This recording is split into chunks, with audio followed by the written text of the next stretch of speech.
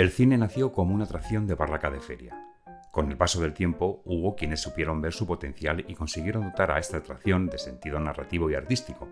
En no demasiado tiempo, hombres como David W. Griffith o Sergei M. Eisenstein consiguieron sentar las bases de lo que se conoce como gramática audiovisual, que con el paso de los años ha ido siempre en constante evolución. De la misma manera, diversas corrientes como por ejemplo el neorrealismo italiano o la Nouvelle Vague, entre otras, apoyándose en esa gramática o transgrediéndola, consiguieron otorgar al cine un alto grado artístico y estético. Hoy vamos a hablar de cine, concretamente de ese movimiento que surgió en Estados Unidos entre las décadas de los años 60 y 80 del siglo pasado, conocido como Nuevo Cine o Nuevo Hollywood. Bienvenidos a Chus Scorsese Filmmakers, un espacio de libertad. Hoy vamos a dar una pequeña pincelada de aquellos colgados visionarios contraculturales que salvaron el cine.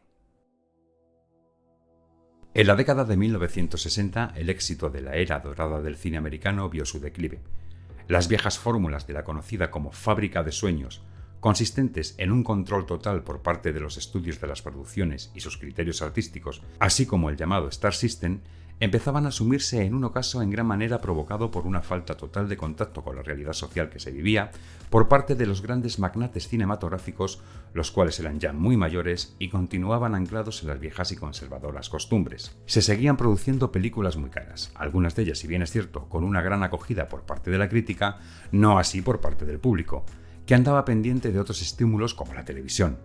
Por no hablar de que la sociedad americana había dado un giro de casi 180 grados y tenía unas preocupaciones nuevas, más en armonía con la realidad social que se vivía en aquellos tiempos. Un ejemplo claro fue la superproducción Cleopatra, que lo único que consiguió fue casi arruinar a la 20th Century Fox. En estas circunstancias de crisis económico-cinematográfico-creativa surgen las figuras de dos visionarios, Robert Benton y David Newman. Ambos absolutos enamorados del cine europeo. Estos dos personajes, sin tener mucha idea de cómo escribir un guión, tal y como ellos mismos aseguran en el documental Moteros Tranquilos y Toros Salvajes, se lanzaron a la piscina y escribieron Bonnie and Clyde. Una vez acabado, le pasaron el borrador a su idolatrado François Truffaut, a quien le propusieron dirigir la película. Sin embargo, el director francés, que sí ayudó a darle una forma más cinematográfica al manuscrito, no pudo ponerse a los mandos de la dirección y le pasó al proyecto a su amigo Jean-Luc Godard, que tampoco aceptó. El proyecto llegó a manos de Warren Beatty, que por entonces llevaba el camino de convertirse en el típico galán de Hollywood, cosa que según parece no le hacía demasiada gracia. El actor se quedó prendado de la historia de esta pareja de mafiosos.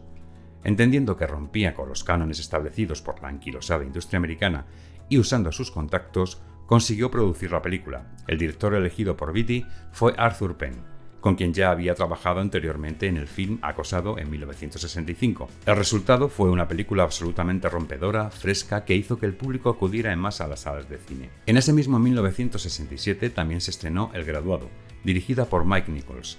Esta película hacía estallar todo el rancio conservadurismo de la sociedad americana y mostraba de manera naturalista y cruda la realidad existencial de gran parte de la juventud norteamericana. Evidentemente, algo ocurría en la sociedad norteamericana y se estaba trasladando al cine. No podemos dejar de mencionar a otro gran visionario del cine de aquella época. Hablamos de Roger Corman, quien se había instalado al margen de la industria produciendo y dirigiendo películas de bajo presupuesto que conectaban totalmente con lo que el público demandaba en cada momento. Independientemente de la calidad técnica de las películas de Corman, su mayor virtud fue dar la oportunidad a jóvenes cineastas que no encontraban una vía de acceso a la industria. A ver, lo que realmente Roger Corman buscaba era mano de obra barata que le ayudaran a sacar adelante sus proyectos. A la factoría Corman debemos agradecer la aparición de nombres como Francis Ford Coppola, Jack Nicholson, Dennis Hopper o Peter Fonda, entre otros. Hopper y Fonda se embarcaron en River Productions, productora creada por Bert Snyder y Bob Rafelson. De esta asociación nacería una de las películas más míticas de la historia del cine, Easy Rider. Escrita por Peter Fonda y dirigida por Dennis Hopper, esta cinta de bajo presupuesto se convirtió en el símbolo cinematográfico más emblemático de lo que se conocía como contracultura. Corría 1969. En 1971, y de la mano también de River Productions, Peter Bogdanovich rueda The Last Picture Show, la historia de una pandilla de jóvenes aburridos que viven sin expectativas. Con esta película, Bogdanovich supo recuperar el espíritu del cine clásico adaptándose a las nuevas corrientes estilísticas en boga. El resultado, una verdadera obra maestra a mi modo de ver. Mientras tanto, un joven Francis Ford Coppola funda American Zoetrope, con la idea de realizar y producir películas sin ningún tipo de restricciones artísticas. Sin embargo, Coppola no tuvo mucha suerte con su proyecto y en 1971, viviendo American Zoetrope una comprometida situación financiera, tiene que aceptar dirigir la adaptación cinematográfica de El Padrino para Paramount. El director demostró que se podía hacer una película de la envergadura de las grandes superproducciones de Hollywood, imprimiendo su sello personal y la impronta del nuevo Hollywood. El resultado, no hay que decirlo, una absoluta obra maestra. De la misma forma, Coppola seguía haciendo cine de manera más personal. La Conversación o Apocalypse Now eran películas con una impronta más, vamos a decir, artística, como si El Padrino o posteriormente El Padrino Parte 2 no gozaran de esa calidad.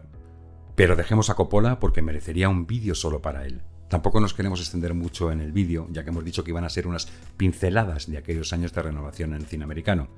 A quien sí vamos a mencionar de pasada es a William Friedkin y sus obras maestras French Connection o El Exorcista, y de cómo estas películas influyeron en generaciones posteriores.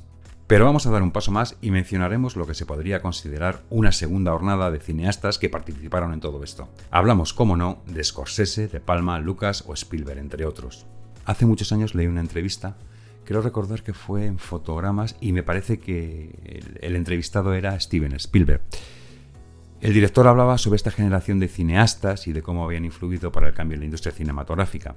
Por supuesto, hacía un análisis bastante más profundo del que estamos haciendo nosotros sobre todo esto que estamos hablando en este vídeo, ¿no?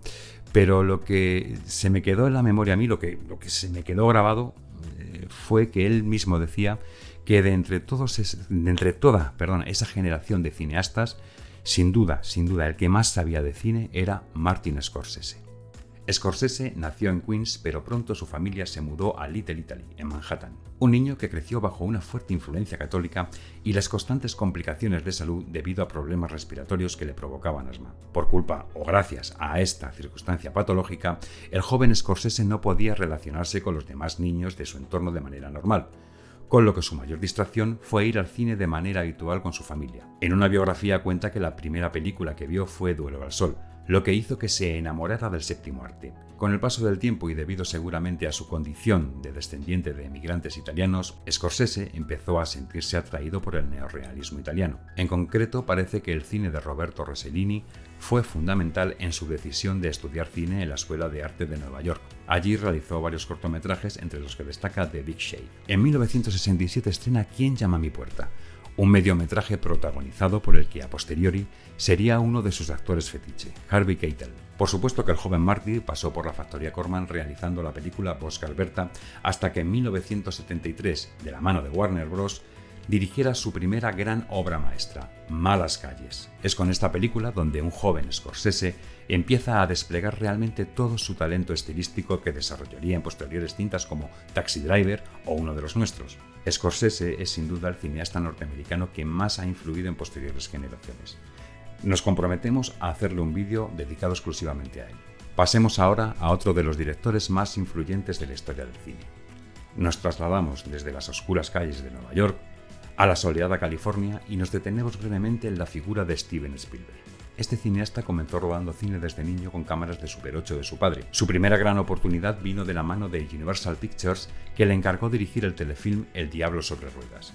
Por supuesto, el joven Spielberg no desaprovechó para nada la ocasión y realizó una verdadera joya en la que demostraba que venía con ganas de hacerse un hueco en la industria. Con Loca Evasión debutó en el cine. Posteriormente fue la película Tiburón la que le catapultó definitivamente al Olimpo de los directores. El resto, pues es historia viva del cine. Ya por ir finalizando y haciendo un símil cinematográfico, vamos a mencionar al director que provocó un punto de giro en toda esta historia que estamos contando. Hablamos, como no, de George Lucas, un tímido personaje que empezó como ayudante de Francis Ford Coppola. Su primera película, THX 1138, no tuvo demasiada fortuna, aunque posteriormente, al realizar American Graffiti, consiguió mantenerse en el candelero. Y aquí nos ponemos en 1977, el año en que cambió definitivamente la vida de Lucas y el de miles y miles de personas en todo el mundo. En ese año, y no sin grandes complicaciones, se estrena La Guerra de las Galaxias. Esta película sería el inicio no solo de una saga que ha llegado a formar parte de nuestra cultura popular, además inauguró una nueva era del cine que se extiende hasta nuestros días. Seguramente nos hemos quedado cortos y no hemos profundizado todo lo que este tema merece. En el tintero se nos han quedado personajes relevantes como Sam Peckinpah, Paul Schrader, Clint Eastwood o Woody Allen. Pido disculpas por ello, pero la intención era dar una leve pincelada de esta época apasionante de la historia del cine para que ustedes, si así lo desean, puedan profundizar un poco más, pero sobre todo que se tomen un rato en revisar algunos de los títulos que hemos mencionado en este vídeo. Y esto va dirigido especialmente a las personas más jóvenes que puedan estar viéndonos. Muchas gracias por su atención, seguimos adelante.